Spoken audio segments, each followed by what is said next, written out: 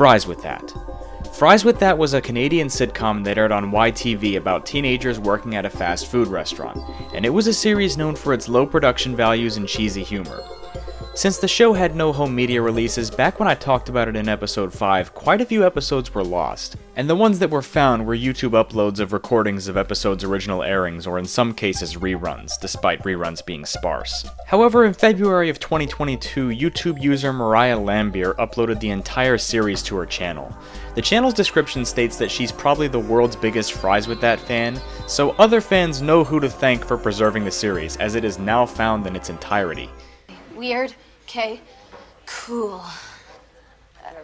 I don't think I can do this, Ben. Cool really isn't my forte.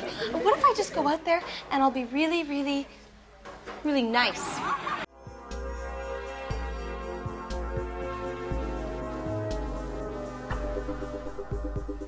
Camp Lazlo. Camp Lazlo was a Cartoon Network series that aired from 2005 to 2008, and is one of my favorite shows they ever aired. The series is about various talking animals at a summer camp run by Scoutmaster Lumpus and his assistant Slinkman. I actually covered a piece of lost media from this show in episode 6. However, that was only interstitial material. The pilot to Camp Lazlo is lost and has a lot more people awaiting its finding. Some changes were made between the pilot and the final show, such as Lazlo speaking with a Brazilian accent, Raj speaking with an American accent, and some name changes, including the camp, which was originally called Camp Runny Rump instead of Camp Kidney. The pilot would have followed roughly the same plot as the first episode, as a lot of unaired pilots typically do. As of now, all that remains is some concept art, and according to a Reddit comment, the creator, Joe Murray, believes that the show is held somewhere in Cartoon Network's archives.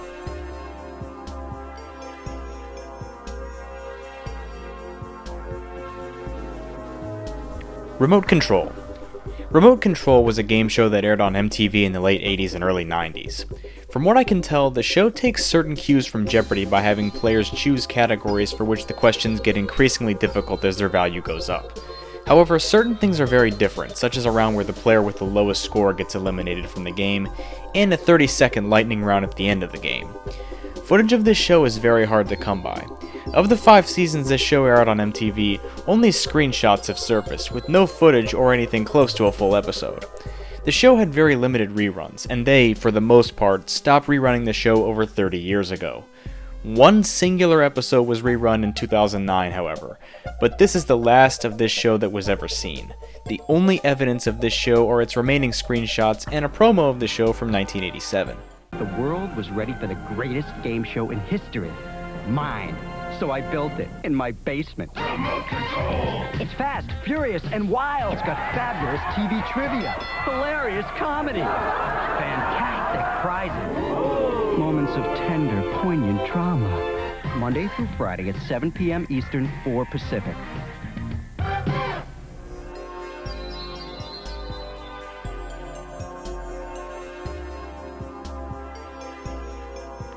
Sugar Rush. Sugar Rush was an MMO game developed by Klei Entertainment, announced in 2008. The game involved battling other players in real time to obtain coins. The player could choose to play as either a ninja, a brawler, or a morph, with each character presumably having different stats. In addition to the main game, there were also 4 mini-games the user could play as well. As you can tell, not a lot of specifics were known about the game itself. This was because it was cancelled pretty early into development. When Nexon pulled out of publishing the game, Klei was still optimistic that the game would release under a different publisher. However, Klei later cancelled the game in 2010. Since the servers to the beta version are down, currently no playable version of the game exists, though it's theorized that either Klei or Nexon may still hold on to the original builds of the game.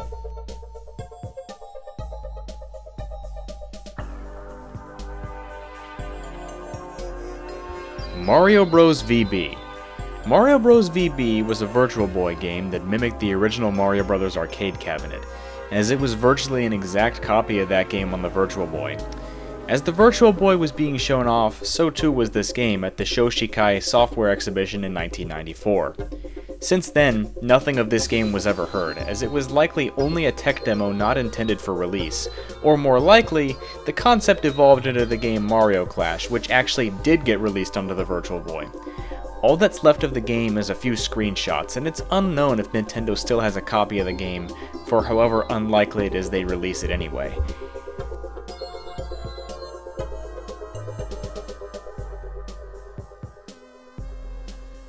Super Bowl II.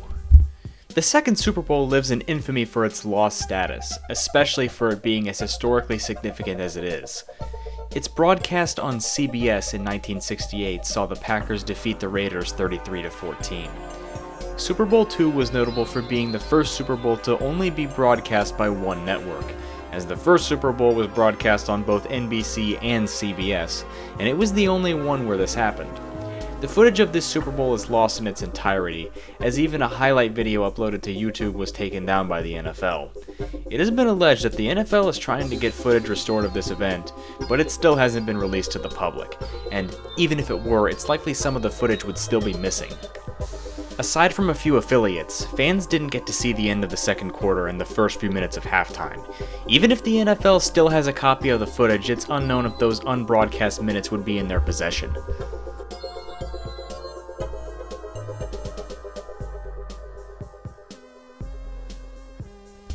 Life Sucks. Life Sucks was an episode of the Ren and Stimpy adult party cartoon that aired on Spike TV. The series was so bad and poorly received that the episode wasn't finished before the show was canned. However, this episode somewhat existed, at least in the conceptual stage, during the original Nickelodeon series. The plot revolves around optimism versus pessimism, and many Spumco employees believe it to be the best the show had to offer. However, it never got to see the light of day. Quite a bit was done before it was shelved, with storyboards almost completely being finished. Production even got far enough that an 8-minute animatic was produced. Murder, Stimpy! That's what life is about! Murder and torture. That's what it takes to survive! No, no! It can't be!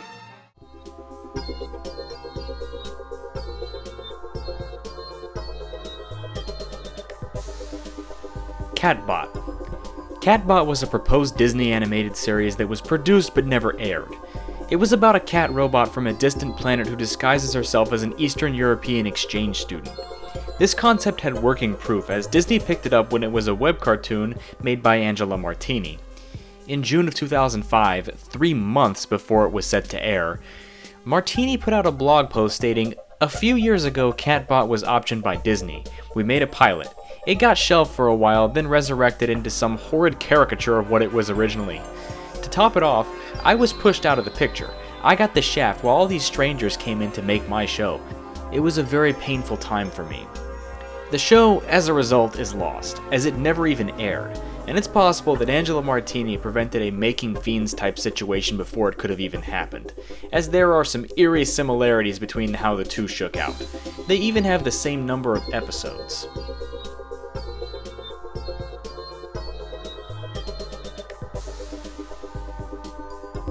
Windows XP Famicom game.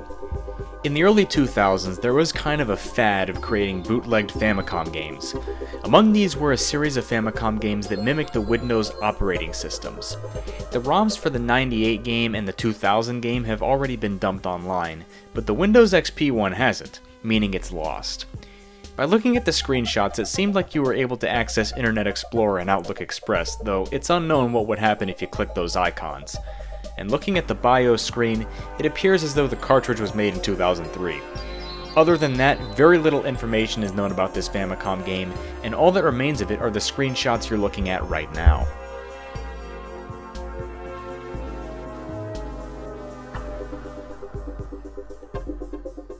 Rap Ranter. In 2013, there began a trend of people making their own videos in the style of epic rap battles of history, and in 2015, one member of this community, Brandon Lorbs, decided to make a series critiquing and making fun of videos like this that were particularly bad. That series was called Rap Ranter. 67 episodes were made, however, since Brandon deleted the channel these episodes were uploaded on, they've been hard to come by.